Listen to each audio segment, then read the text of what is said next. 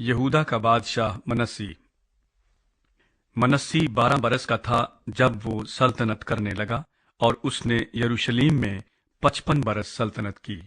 اور اس نے ان قوموں کے نفرت انگیز کاموں کے مطابق جن کو خداوند نے بنی اسرائیل کے آگے سے دفع کیا تھا وہی کیا جو خداوند کی نظر میں برا تھا، کیونکہ اس نے ان اونچے مقاموں کو جن کو اس کے باپ حزقیہ نے ڈھایا تھا پھر بنایا، اور بالیم کے لیے مذبح بنائے اور یسیرتیں تیار کیں، اور سارے آسمانی لشکر کو سجدہ کیا اور ان کی پرستش کی۔ اور اس نے خداوند کے گھر میں جس کی بابت خداوند نے فرمایا تھا کہ میرا نام یروشلیم میں ہمیشہ رہے گا، مذبح بنائے، اور اس نے خداوند کے گھر کے دونوں صحنوں میں سارے آسمانی لشکر کے لیے مذبح بنائے۔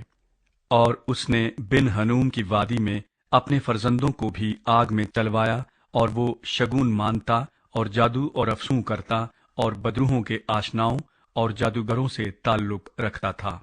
اس نے خداوند کی نظر میں بہت بدکاری کی جس سے اسے غصہ دلایا،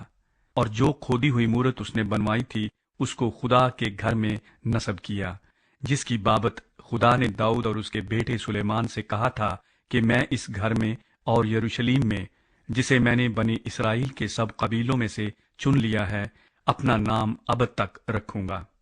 اور میں بنی اسرائیل کے پاؤں کو اس سرزمین سے جو میں نے ان کے باپ دادا کو عنایت کی ہے پھر کبھی نہیں ہٹاؤں گا، بشرطے کہ وہ ان سب باتوں کو جو میں نے ان کو فرمائی، یعنی اس ساری شریعت اور آئین اور حکموں کو جو موسیٰ کی معرفت ملے، ماننے کی احتیاط رکھیں۔ اور منسی نے یہودا اور یروشلیم کے باشندوں کو یہاں تک گمراہ کیا کہ انہوں نے ان قوموں سے بھی زیادہ بدی کی جن کو خداوند نے بنی اسرائیل کے سامنے سے ہلاک کیا تھا۔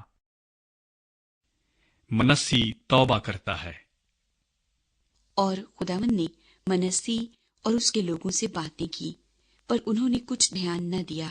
اس لیے خداوند ان پر شاہ اسور کے سپہ سالاروں کو چڑھا لایا، جو منسی کو زنجیروں سے جکڑ کر اور بیڑیاں ڈال کر بابل کو لے گئے۔ جب وہ مصیبت میں پڑا تو اس نے خداوند اپنے خدا سے منت کی، اور اپنے باپ دادا کے خدا کے حضور نہایت خاکسار بنا، اور اس نے اس سے دعا کی۔ تب اس نے اس کی دعا قبول کر کے اس کی فریاد سنی اور اسے اس کی مملکت میں یروشلیم کو واپس لایا۔ تب منسی نے جان لیا کہ خداوند ہی خدا ہے۔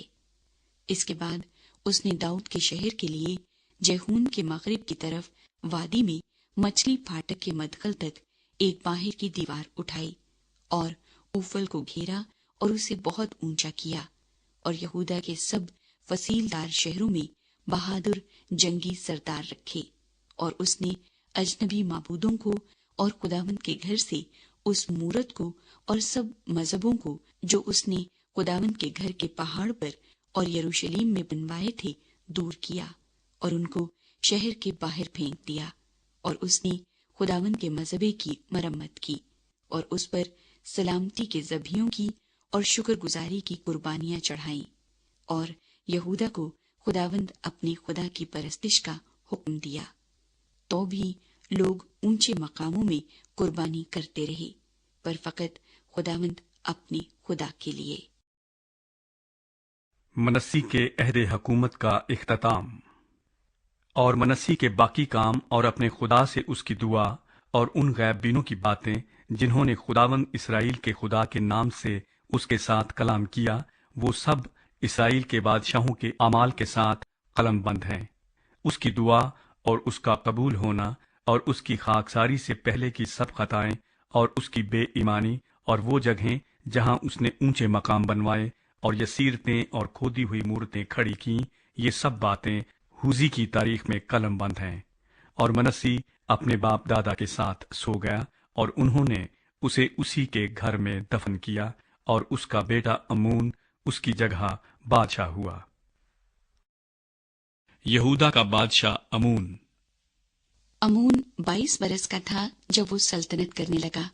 اور اس نے 2 برس یروشلیم میں سلطنت کی، اور جو خداوند کی نظر میں برا ہے وہی اس نے کیا، جیسا اس کے باپ منسی نے کیا تھا۔ اور امون نے ان سب کھودی ہوئی مورتوں کے آگے جو اس کے باپ منسی نے بنوائی تھی قربانیاں کی اور ان کی پرستش کی، اور وہ خداوند کے حضور خاکسار نہ بنا جیسا اس کا باپ منسی خاکسار بنا تھا، بلکہ امون نے گناہ پر گناہ کیا۔ سو اس کے خادموں نے اس کے خلاف سازش کی اور اسی کے گھر میں اسے مار ڈالا، پر اہل ملک نے ان سب کو قتل کیا جنہوں نے امون بادشاہ کے خلاف سازش کی تھی، اور اہل ملک نے اس کے بیٹے یوسیہ کو اس کی جگہ بادشاہ بنایا۔ یوسیہ 8 برس کا تھا